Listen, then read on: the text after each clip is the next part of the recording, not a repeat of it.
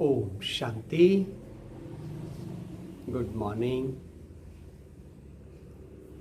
आज हमारे यहाँ आदरणीय राजयोगिनी बीके मोनिका दीदी जी आए और उन्होंने बहुत ही सुंदर अनुभव युक्त हम सभी को क्लासेस कराई।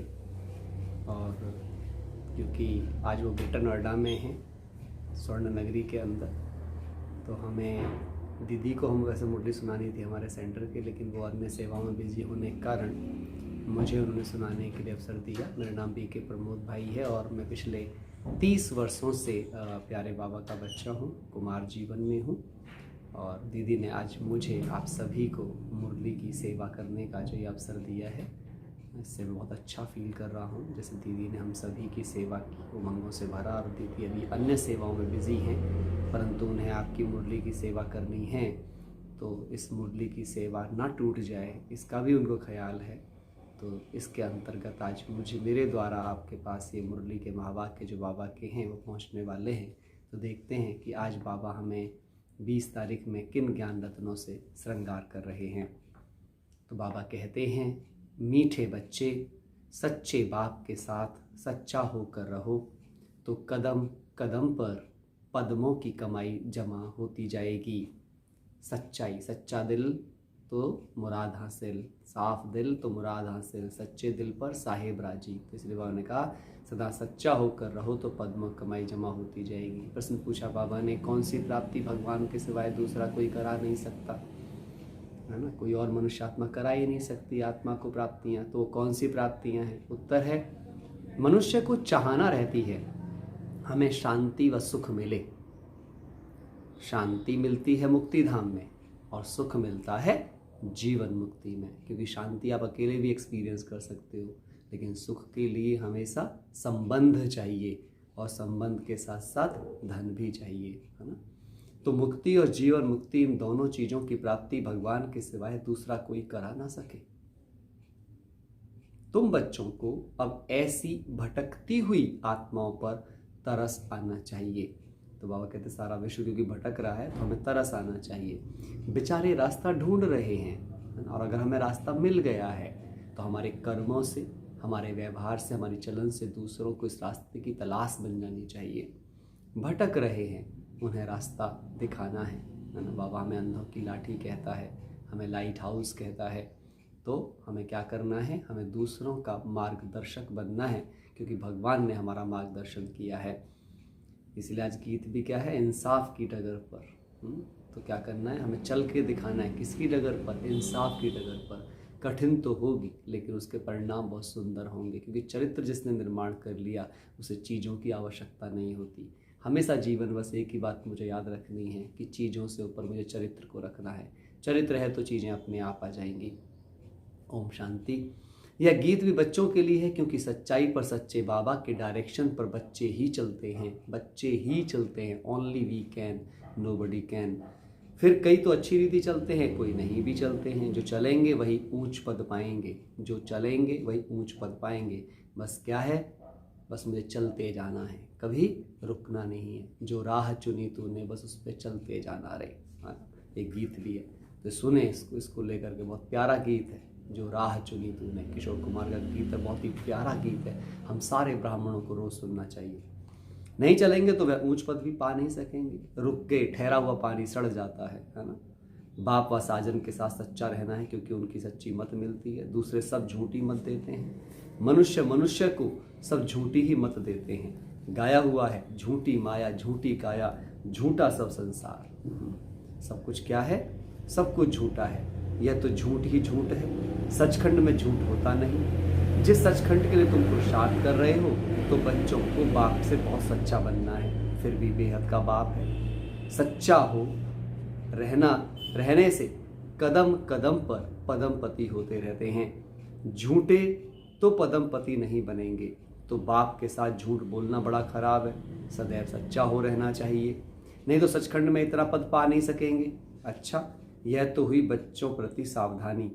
अब बच्चों को किसको समझाने की तरकीब भी सीखना है कि बेसमझ को कैसे समझाएं। बेसमझ क्यों कहा जाता है? क्योंकि मनुष्यों को समझ नहीं है। कहते तो हैं कि मनुष्य सृष्टि रचने वाला परमात्मा है, तो वह हुआ रचता। परंतु रचता को फिर ये पता नहीं है कि हमारा रचता कौन है। भक्ति आदि करते हैं शांति अथवा सुख के लिए। तुम भी ऐसे करते थे जबकि बाप नहीं मिला था।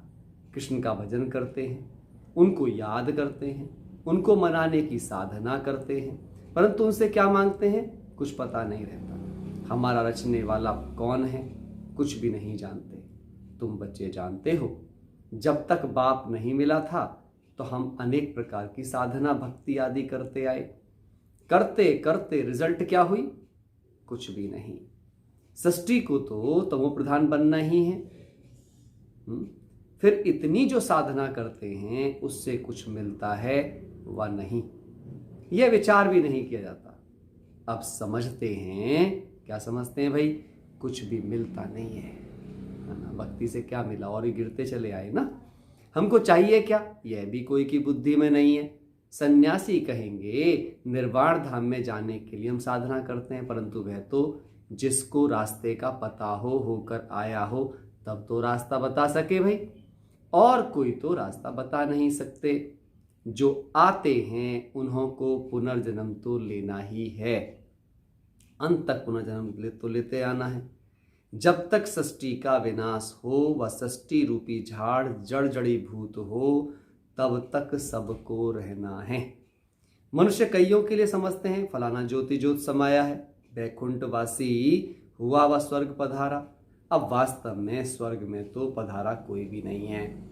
स्वर्ग कहाँ होता है? निर्वाण धाम कहाँ होता है? वहाँ क्या होता है? वहाँ जाकर फिर आना कब होता है कुछ भी कोई जानता नहीं कि कब आए और कब वापस जाना है। तुम सब कुछ जानते हो, तुम्हें भगवान ने त्रिकालदर्शी बनाया है भाई, तीनों काल समझा दिए। तुम सब कुछ जानते हो, परंतु नंबरवार पुरुषार्थ अनुसार कोई भी आए तो उनसे पूछना चाहिए तुम क्या चाहते हो। गुरु करते हो तो दिल में चाहना क्या है? वास्तव में उनकी चाहना को तुम ब्राह्मण ब्राह्मणियाँ जानते हो। चाहना क्या रखनी चाहिए, किस बात की चाहना रखनी है, यह भी कोई जानते नहीं। यहाँ कुछ अच्छा नहीं लगता है तो इनसे छुटकारा पाने की साधना करते हैं। अब जाने के लिए धाम है दो, निर्वाण धाम वह है शांति धाम। वहाँ आत्माओं का निवास होता है। क्या तुम उस धाम में जाना चाहते हो? तुम बच्चों को तरस पड़ना चाहिए, बेचारे भटकते रहते हैं, रास्ते को कोई जानते ही नहीं। गाइड है ही एक, वह सभी को दुखों से छुड़ाकर सुख धाम में ले जाने वाला या जीवन मुक्त बनाने वाला एक ही है। वह जब तक न आए तब तक कोई को भी मुक्ति जीवन मुक्ति की प्राप्ति हो नहीं सकती। यह दोनों प्रॉपर्टी हैं ही एक बाप के पास। जब तक भगवान भक्तों के पास न आए तो वह चीज मिल नहीं सकती। स्वर्ग में सुख और शांति दोनों हैं। शांति क्यों कहा जाता है? क्योंकि वहाँ लड़ाई झगड़ा आदि होता नहीं। बाकी असली शांति धाम तो है निर्वाण धाम, जहाँ सभी आत्माएं शांत रहती हैं। फिर आत्माओं को जब ऑर्गन्स मिलते हैं तो बोलती हैं, तो वहाँ सुख शांति दोनों ही हैं। सुख होता है संपत्ति से, वहाँ सतयुग में तो संपत्ति बहुत है। यहाँ संपत्ति नहीं तो मनुष्य बेचारे रोटी टुक्कड़ भी मुश्किल खा सकते। संपत्ति है तो एरोप्लेन बड़े बड़े महल आदि सब वैभव हैं। तो संपत्ति भी चाहिए, फिर शांति भी चाहिए, निरोगी काया भी चाहिए। यह सब देने वाला बाप है। समझाया जाता है यह कलयुग तो है दुख धाम, नई दुनिया है सुख धाम। वहाँ दुख होता नहीं, पवित्रता सुख शांति वहाँ सब है। कहाँ? सुख धाम में। दूसरा है मुक्ति धाम, वहाँ कोई सदैव रह नहीं सकता क्योंकि सबको जन्म मरण में आना ही है भाई। पुनर्जन्म ले फिर पाठ जरूर बजाना है। परम धाम में तब तक रहते हैं जब तक पार्ट में आए। सच्चे स्वीट होम को याद करते हैं। नाटक में हमेशा नंबर्स की लिमिट होती है। फलाने ड्रामा में इतने एक्टर्स, यह तो अनादि बना बनाया ड्रामा है, लिमिटेड नंबर हैं। भारत में 33 करोड़ देवताओं की लिमिट है। इस समय तो बहुत कन्वर्ट हो गए हैं। तो पहले पहले जब कोई आए तो उनसे पूछना है दिल में क्या आश है, क्या चाहते हो। दर्शन से तो कोई फायदा नहीं। गुरु के पास कोई आश लेकर आते हैं। एक तो आस रहती है कि कुछ मिले, आशीर्वाद दें हम फलाने में जीते, कोई कहते हैं हमको ऐसा रास्ता बताओ जो हम सदैव शांति में रहें। मन बड़ा चंचल है, बोलो शांति तो मिलेगी परम धाम में। एक है शांति धाम, दूसरा है सुख धाम, तीसरा है दुख धाम। तुम क्या चाहते हो? तो फिर हम बताएं कि यह साधना अथवा पुरुषार्थ करो। भाई तुम पहले बताओ ना किस उद्देश्य से आए हो। उद्देश्य क्लियर होगा तो तरीका बताया जाएगा, जैसा लक्ष्य वैसा लक्षण। साधना व पुरुषार्थ एक ही बात है। भक्त साधना करते हैं और जगह जाने के लिए अथवा वापस परम धाम जाने के लिए। मोक्ष तो कोई पा नहीं सकता, कोई भी जन्म मरण से छूट जाए ऐसा हो नहीं सकता है। यह बना बनाया ड्रामा है। सन्यासी को फिर अपने सन्यास धर्म में आना ही पड़ेगा। क्रिश्चियन धर्म फिर क्राइस्ट जरूर स्थापन होगा। सतयुग नई दुनिया में पवित्रता सुख शांति सब है, उनको कहा ही जाता है सुख धाम। शिवालय यह है वैशाल्य। तुम क्या चाहते हो? शांति चाहते हो? वह तो शांति धाम में मिलेगी, वह भी तब तक जब तक सुखधाम वालों का अथवा देवी देवताओं का पाठ। फिर तो नंबरवार सबको पाठ में आना पड़ेगा। तुम भी पुरुषार्थ करेंगे तो वैकुंठ में जाएंगे। भारत वैकुंठ था, यह भीति देनी चाहिए। वर्षा बाप से ही मिलता है, वही आकर बच्चों को अपनी पहचान देते हैं। बाप ही नहीं तो बच्चों को पहचान कैसे होगी? ऐसे तो है नहीं जो समझें कि हम भगवान के बच्चे हैं। अगर ऐसा कहें तो हम पूछेंगे बताओ भगवान क्या रचते हैं? वे तो स्वर्ग रचते हैं, फिर तुम नरक में क्यों धक्का खाते हो? फिर 84 जन्म बताने पड़े। भगवान ने तुमको स्वर्ग में भेजा। हाँ, कहाँ भेजा था भाई? स्वर्ग में भेजा था। फिर 84 जन्म लेते लेते अब नरक में आकर पड़े हो। अब 84 जन्म पूरे हुए। तुम यह नहीं जानते हो कि हम बाबा क्या कहते, तुम यह जानते नहीं हो, हम तुम्हें बताते हैं। तुम पहले स्वर्ग में थे, फिर 84 जन्म भोगे हैं, अब फिर बाप और स्वर्ग को याद करो। बच्चियां जाकर भाषण करेंगी, अगर पसंद आएगा तो रहेंगी, बाकी आश्रम को हम क्या करेंगे? लिखा है हम आकर कुछ शिक्षा पा सकते हैं तो उनको लिखना पड़े। तुम साधना करते हो कहाँ जाने के लिए, किस एम ऑब्जेक्ट से, किससे मिलना चाहते हो, कहाँ जाना चाहते हो? तुम तो हठयोग सन्यासी। हमारा यह है राजयोग, यह सिखलाने वाला है परमपिता परमात्मा। यह कलयुग है दुखधाम, सतयुग है सुखधाम। कलयुग में देखो अनेकानेक धर्म हैं, कितने लड़ाई झगड़े हैं। सतयुग में तो एक धर्म है, वह सतो प्रधान दुनिया, यथा राजा रानी तथा प्रजा सतो प्रधान। यहां है यथा राजा रानी तथा प्रजा तमो प्रधान। यह कांटों का जंगल है, वह फूलों का बगीचा है। तो मार्ग है ही दो, हठयोग और राजयोग। यह राजयोग है स्वर्ग के लिए। राजाओं का राजा स्वर्ग में बनेंगे। स्वर्ग स्थापन करने वाला है परमपिता परमात्मा, वही राजयोग सिखलाते हैं। सन्यासी कहेंगे हम सन्यास में ही रहें तो ज्ञान उठाना न सकें, ग्रस्त व्यवहार में रहना पड़े। यह एक लॉ है, जिसको छोड़ भागे हो उनका फिर कल्याण करना है। पहले तुम अच्छी रीति समझो, फिर चैरिटी बिगिंस एट होम। तुमने स्त्री को छोड़ा है, अगर बाल ब्रह्मचारी होगा तो माता पिता को छोड़ा होगा, उनको भी समझाना है। कायदे कानून तो पहले समझाने हैं ना। पुरानी दुनिया को नया बनाना यह तो बाप का ही काम है। बाप को परमधाम से आना पड़ता है, वह है पतितों को पावन, नरक को स्वर्ग बनाने वाला। स्वर्ग में रहते ही हैं देवी देवता, बाकी सब निर्वाण धाम में रहते हैं। सबको सुख शांति देने वाला वह एक ही है। बाप आते ही हैं एक धर्म की स्थापना कर बाकी सबका विनाश करने, और सब परमधाम में जाकर निवास करेंगे। यह कयामत का समय है, सब हिसाब किताब पूरा कर वापस जाएंगे। सभी आत्माओं को अपना अपना पाठ मिला हुआ है। कोई कितने जन्म पाठ बजाते हैं। सबको तमो प्रधान बनना ही है, बाकी वापस कोई भी जा नहीं सकते, ना फिर किसी को मोक्ष मिलता है।